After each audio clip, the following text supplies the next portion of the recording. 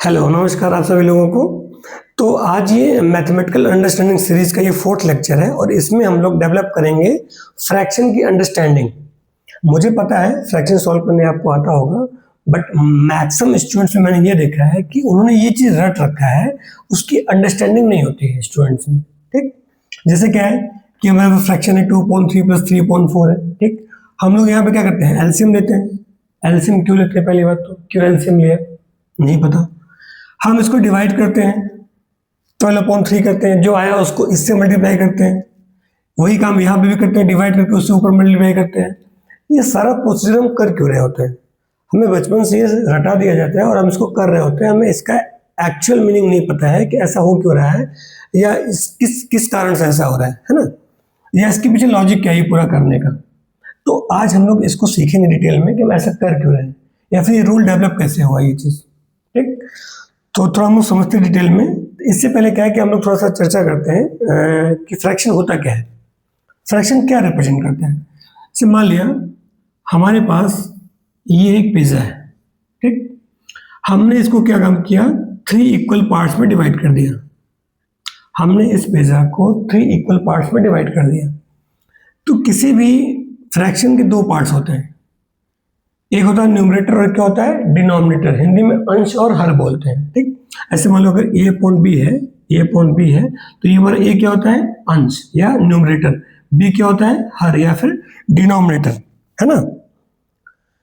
तो ये है हमारे पास। अब मान लिया इस पिज्जा का हमने 3 इक्वल पार्ट में डिवाइड किया है। ठीक, तो डिनोमिनेटर ये बताता है कि किसी एक चीज को कितने इक्वल पार्ट में डिवाइड किया गया है। अगर हमने यहाँ पे 3 इक्वल पार्ट में डिवाइड किया गया तो डिनोमिनेटर में क्या आएगा 3 आएगा, हर में क्या आएगा 3 आएगा। ठीक, और क्या हुआ कि मैंने इसका 2 पार्ट ले लिया। मान लिया कि मैंने इसका 2 पार्ट ले लिया। ठीक, तो मैंने इसको इक्वल 3 पार्ट में डिवाइड किया था, तो उस इक्वल पार्ट में से मैंने 2 पार्ट ले लिया। मैंने क्या लिया, इसका 2 पार्ट ले लिया। इस फ्रैक्शन को हम लोग क्या बोलेंगे 2/3 बोलेंगे। और इसका जो एक पार्ट बचा हुआ है ये मैंने अपने फ्रेंड को दे दिया किसी को। ठीक, तो ये वाला पार्ट कौन सा है, ये है 1/3 पार्ट, यानी 3 इक्वल पार्ट का एक 1 पार्ट है। ठीक, तो कितना हो गया हमारा, ये हमारा हो गया 1/3। अच्छा, ये 2/3 और ये 1/3 अगर मैं ऐड कर दूं तो हमें पूरा पिज्जा मिल जाएगा, एक पिज्जा। ठीक, यानी यहाँ पे जो आंसर आएगा वो 1 आना चाहिए हमारा। ठीक है, हमने इसको ऐसे समझा, हमने जब दोनों को ऐड कर दिया तो हमारा 1 आना चाहिए। इसको देख के ये लगता है कि अगर डिनोमिनेटर सेम है, डिनोमिनेटर क्या है सेम है, तो 2 और 3 को हम लोग डायरेक्ट ऐड कर सकते हैं। और इसको हम क्या लिख सकते हैं, इसको हम लिख सकते हैं ऐसे, इसको ऐसे सॉल्व कर सकते हैं कि 2 + 1/3 यानी 3/3 कितना हो जाएगा हमारा, ये 1 हो जाएगा। ठीक, इसको हमने ये रूल समझ लिया इस चीज को। ठीक, कहानी क्लियर है ये। अच्छा, अब हम लोग देखते हैं नेक्स्ट, एक और एग्जांपल लेते हैं। ऐसे ही मान लिया कि हमारे पास ऐसे एक पिज्जा था और मैंने क्या काम किया कि इसको 4 इक्वल पार्ट में डिवाइड कर दिया। अगर 4 इक्वल पार्ट में डिवाइड किया है तो हर एक पार्ट कितना, डिनोमिनेटर में क्या आएगा पहले ये सीखते हैं। क्या आएगा डिनोमिनेटर में हमारा 4 आएगा। क्यों, क्योंकि हमने 4 इक्वल पार्ट में डिवाइड किया है इसको। ठीक, अब क्या है, अगर 4 इक्वल पार्ट में डिवाइड किया है और मान लिया कि मैंने इसका हाफ पार्ट मैंने रख लिया, इसका जो हाफ पार्ट है वो मैंने रख लिया। ठीक, तो यहाँ पे कितना पार्ट होगा, ये पूरे का हाफ है और ये जो हमने 4 पार्ट में डिवाइड किया था उसका 2 पार्ट है, क्योंकि ये हमारा क्या है 1/4 है, ये भी कितना है 1/4 है, ये भी कितना है 1/4 है, तो ये भी हमारा कितना है 1/4। ठीक, तो हमने 4 इक्वल पार्ट में डिवाइड किया था, डिनोमिनेटर में 4 आ गया, इसका 2 पार्ट हमने रख लिया, तो यानी कितना आ जाएगा यहाँ पे 2। ठीक, बात समझ में आती है। अच्छा, अगर मैं एक पार्ट और ले लूँ, इसमें से एक पार्ट में और ले लूँ, यानी 2/4 पार्ट मैंने लिया था, अब मैंने क्या काम किया 1/4 पार्ट और ले लिया। ठीक, तो हमने क्या देखा। अब अगर हम बात करें इसके फ्रैक्शन की बात करें तो ये जो टोटल पार्ट है हमारे पास वो कितना है 1 2 3, ये 3 पार्ट है टोटल, अपॉन 4। टोटल में कितना डिवाइड किया था 4 में डिवाइड किया था, हमने 3 पार्ट रख लिया अपने पास, तो कितना आ गया हमारा ये पूरा कितना जो शेडेड पार्ट है कितना है वो 3/4 है। क्या है ये 3/4। ठीक, अब यहाँ से फिर हम लोग देख सकते हैं कि इसको हम लोग क्या लिखते हैं, 2 + 1 कितना लिखते हैं, 3/4। तो क्या आ गया हमारा, ये 3/4 आ गया ये पार्ट। ठीक, एक पार्ट बचा हुआ हमारे पास, ये इसका मीनिंग है। इससे हमने ये सीखा इस एग्जांपल से कि अगर डिनोमिनेटर सेम है तो हम लोग न्यूमरेटर को डायरेक्ट ऐड कर सकते हैं। ठीक, एक्चुअली मेरा जो पर्पस है, मेरा मेन टारगेट है इस चैनल पे फिजिक्स को लेके, बट क्या है कि जहाँ तक मैंने फील किया है कि थोड़ा ग्राउंड लेवल पे काम करने की ज़रूरत है, क्योंकि मैक्सिमम स्टूडेंट्स में मैथमेटिक्स की अंडरस्टैंडिंग नहीं है, वो सारी चीज़ें रट लिए हैं बचपन से, है ना। तो बस ये टारगेट है फिलहाल में। ठीक, तो उम्मीद करता हूँ बात क्लियर है। इस एग्जाम्पल से हमने ये सीखा कि अगर डिनोमिनेटर सेम है तो हम लोग न्यूमरेटर को डायरेक्ट ऐड कर सकते हैं अपना रिजल्ट लाने के लिए। हम इसको देख के बता सकते हैं कि ये 3/4 पार्ट है, और ऐसे सॉल्व करके भी हमने 3/4 निकाल लिया। ठीक, क्लियर है।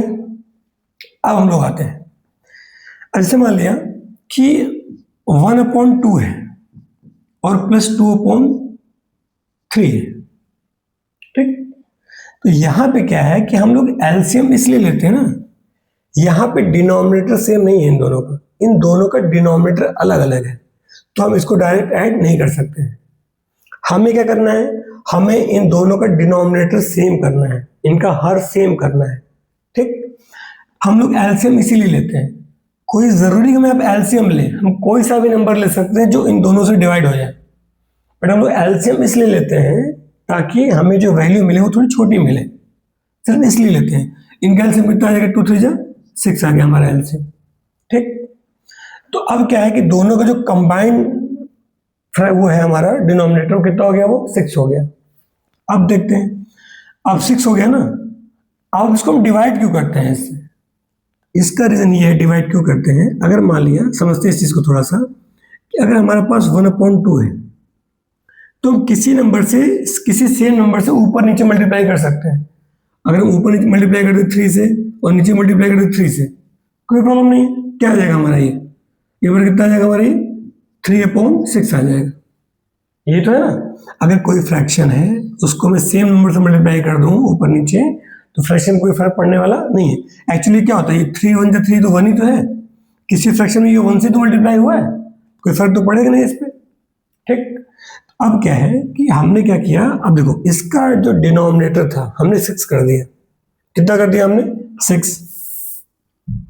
अब सिंपल सी बात यह है कि अगर एक हमारा फ्रैक्शन था 2, ठीक, इसका डिनोमिनेटर हमने कितना कर दिया, हमने कितना कर दिया, इसका 6 कर दिया, तो इसका डिनोमिनेटर कितने टाइम्स इंक्रीज हो गया, 3 टाइम्स इंक्रीज हुआ। अगर इसका डिनोमिनेटर 3 टाइम्स इंक्रीज हुआ है, इसका मतलब क्या हुआ कि हमको न्यूमरेटर में भी 3 से मल्टीप्लाई करना पड़ेगा। तो हम लोग डिवाइड इसीलिए करते हैं, हम डिवाइड करके चेक करते हैं कि पहले इसका डिनोमिनेटर कितना था, 2 था, अब कितना हो गया है, 6। डिवाइड करेंगे तो क्या आएगा हमारा, 2 3 जा 6, मतलब इसका जो डिनोमिनेटर था वो कितने टाइम्स इंक्रीज हुआ है, वो 3 टाइम्स इंक्रीज हो चुका है।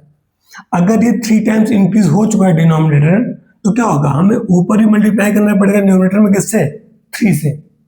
इसलिए 2 3 जा 6, पहले 2 था अब कितना हो गया, 6। कितने टाइम्स इंक्रीज किया, 3 टाइम्स इंक्रीज किया।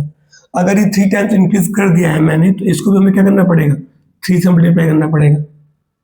कहानी क्लियर है, इसलिए इसको हम 3 से मल्टीप्लाई करते हैं, तो कितना हो गया हमारा, ये 3 आ गया, प्लस इसका डिनोमिनेटर कितना था हमारा, 3 था, अब कितना हो गया, 6। कितने टाइम्स इंक्रीज हो गया, 2 टाइम्स इंक्रीज किया। चेक कर सकते हैं डिवाइड करके, 6/3, 6/3 करेंगे तो आएगा 2 आएगा। अगर इसका डिनोमिनेटर पहले 3 था, अब कितना हो गया, 6। सिंपल सी बात है, अगर 2/3 है और इसको मैं 6 कर दूं, तो पक्की बात है इसको हमें क्या करना पड़ेगा, मल्टीप्लाई करना पड़ेगा 2 से, तो क्या आएगा हमारा यहाँ पे, 4 आएगा। अगर हम ऊपर नीचे देख लो ऐसे, यहाँ पे अगर ऊपर 2 से और नीचे 2 से मल्टीप्लाई कर दें, कोई प्रॉब्लम, वही तो आएगा। तो हम लोग एलसीएम लेते हैं ताकि हमें एक छोटी वैल्यू मिले और उसका हम डिनोमिनेटर सेम कर पाए, कॉमन डिनोमिनेटर। ये हमारा डिनोमिनेटर हो गया, हमने डिवाइड करके चेक कर लिया कि कितने टाइम्स इंक्रीज हुआ डिनोमिनेटर। हमने क्या किया, न्यूमरेटर से मल्टीप्लाई कर दिया, कितना गया हमारा, ये 2 2 जा 4, क्या गया हमारा, ये 7/6। तो इसलिए ऐसा रूल बना है। तो क्यों डिवाइड करते हैं, क्यों एलसीएम लेते हैं, जो आता है उससे क्यों मल्टीप्लाई करते हैं ऊपर, है ना। ये पूरी कहानी इसलिए की जाती है। ठीक, तो उम्मीद करता हूँ बात समझ में आई है, और थोड़ा सा इसके बारे में और भी सोच सकते हैं हम अपने हिसाब से, अपने एग्जाम्पल लेके और रियल लाइफ एग्जाम्पल लेके, पिज्ज़ा के कुछ भी ऐसा लेके हम लोग सोच सकते हैं। तो उम्मीद करता हूँ वीडियो पसंद आई होगी। तो अपना कीमती वक्त देने के लिए बहुत बहुत धन्यवाद। Thank you so much.